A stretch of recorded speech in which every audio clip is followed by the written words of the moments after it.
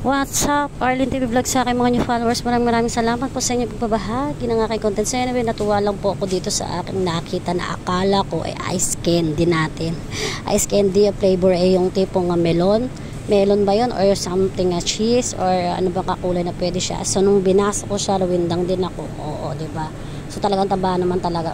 So kailangan basa-basa rin, hindi yung tipong may nakita ka lang nakalagay sa ice box yan na, ice candy na agad. No, ito po ay isang jaran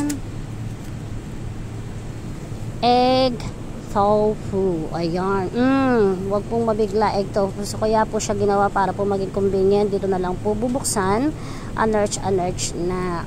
Diba, nakakatuwa yung packaging niya, kaya kala mo ice candy siya.